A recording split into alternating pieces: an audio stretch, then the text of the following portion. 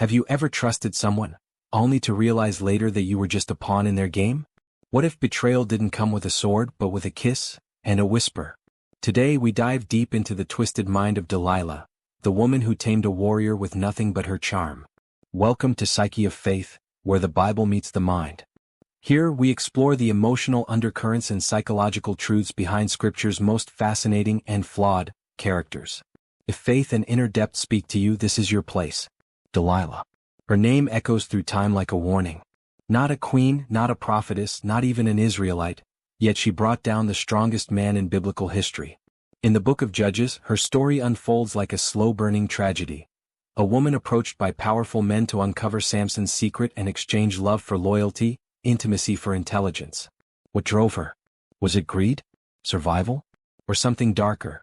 Something rooted deep in the human need for power and control? Today we're peeling back the layers not just to understand Delilah, but to understand what she represents in all of us, the shadow that manipulates when we feel powerless. Delilah operated in a world of tension. Caught between the Israelite judge Samson, who loved her deeply, and the Philistine rulers who sought his downfall, she was the bridge between passion and politics. But unlike Samson, Delilah did not wield physical strength. Her weapon was influence, an unseen force capable of bending even the strongest will. From a psychological lens, Delilah embodies what we might call a covert controller. She doesn't dominate openly but manipulates through affection, guilt, and persistent questioning. She wore down Samson with a pattern of behavior modern psychology would label as emotional coercion. Manipulation doesn't always look like cruelty. Sometimes it looks like love. Delilah didn't shout. She didn't threaten. She asked, softly, repeatedly. And every time Samson resisted, she reframed the conversation. Not to gain clarity but to make him feel inadequate. How can you say you love me when you won't confide in me?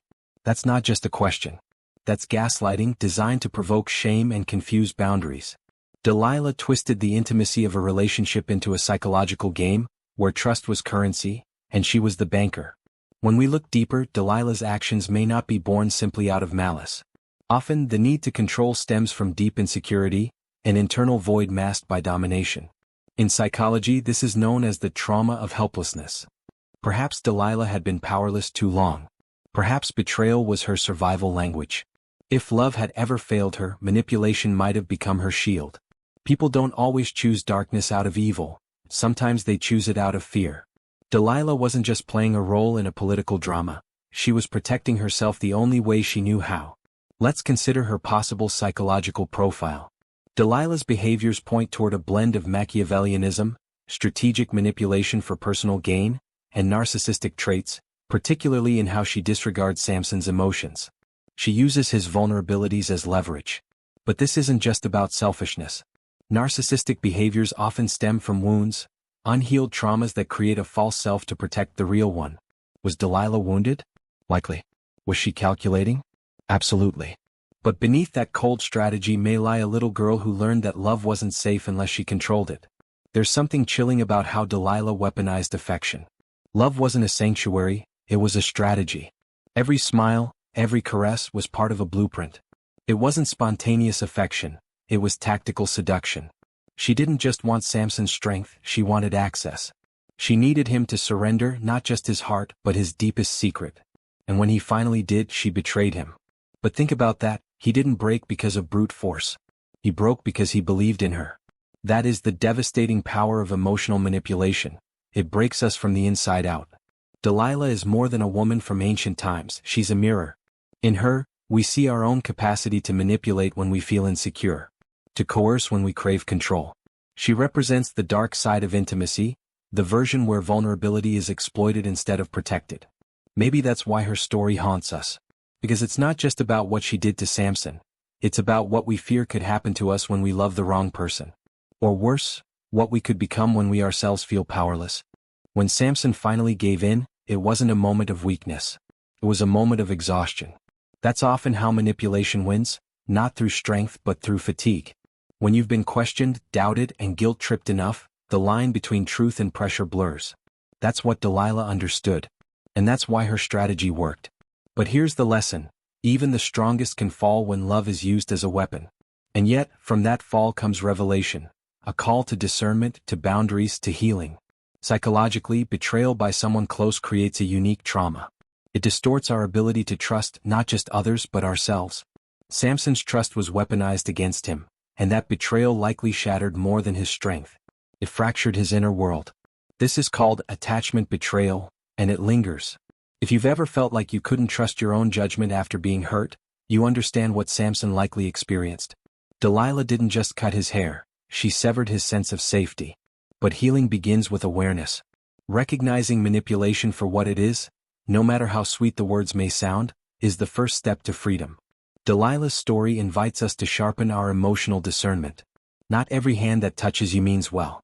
Not every I love you is true. And that doesn't make us paranoid, it makes us wise. There's redemption in learning. There's healing in setting boundaries. Samson's story didn't end in defeat, and neither should yours. Delilah never yelled. She didn't dominate through brute strength. She persuaded. That's what makes manipulation so dangerous. It often wears the mask of tenderness.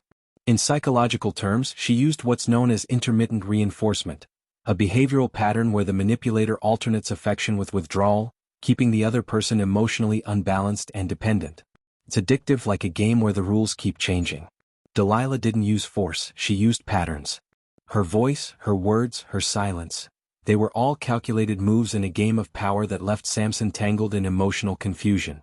Her control didn't come from aggression, but from psychological erosion. One of the most chilling aspects of Delilah's character is her complete disregard for Samson's pain.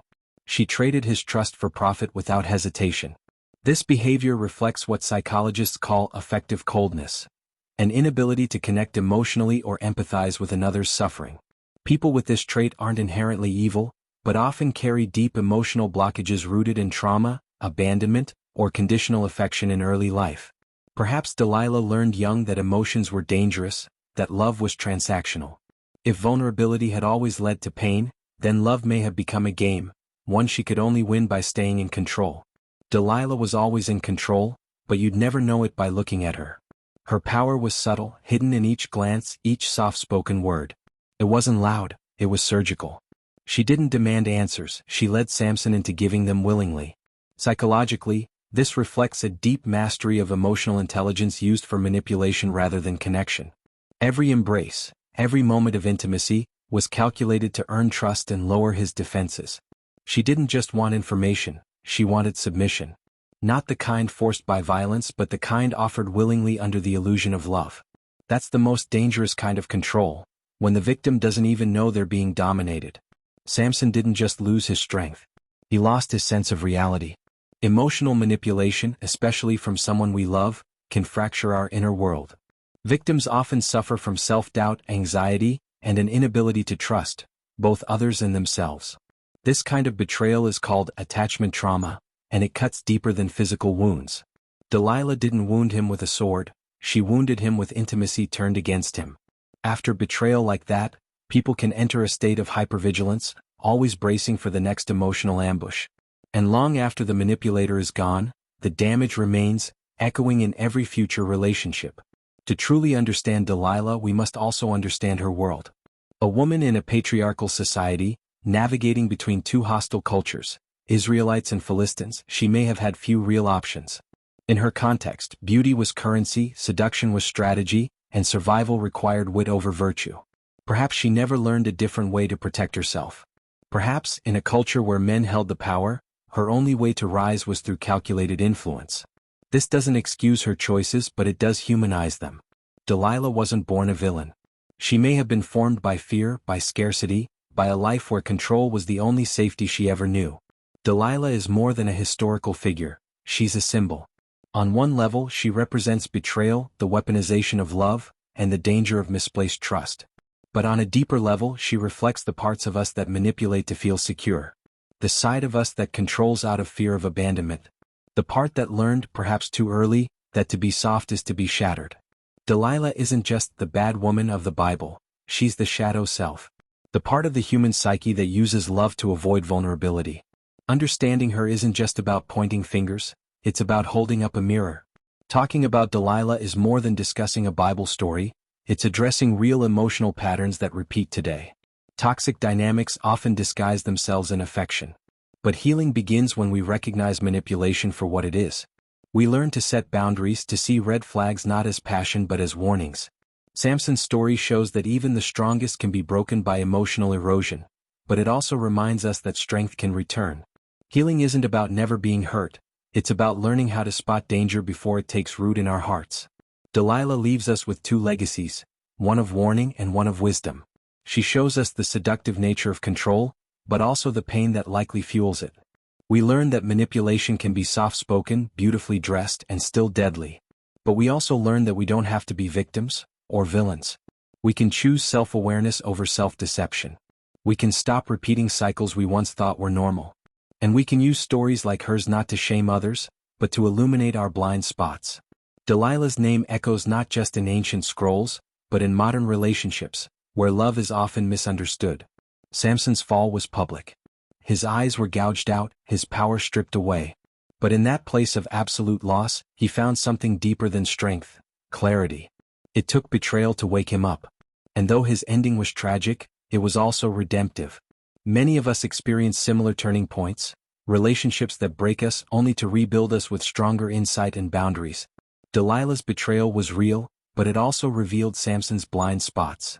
In that sense, her role, though painful, became the catalyst for his final moment of purpose. Sometimes, the people who hurt us the most awaken us the deepest. Delilah's story is not just about deception. It's about discernment. It's about the strength it takes to see behind the smile, to listen beyond the words, and to love ourselves enough to walk away from manipulation. In the end, Samson's downfall wasn't just about Delilah, it was about trust misplaced and power unguarded. Let this story remind you that real strength isn't just in muscle but in mind. And real love never requires you to trade your truth for acceptance. If this journey spoke to you, consider joining us here on Psyche of Faith, where ancient stories meet the psychology of the soul. Subscribe, reflect, and share with someone who needs to hear this. Until next time, guard your heart and honor your mind.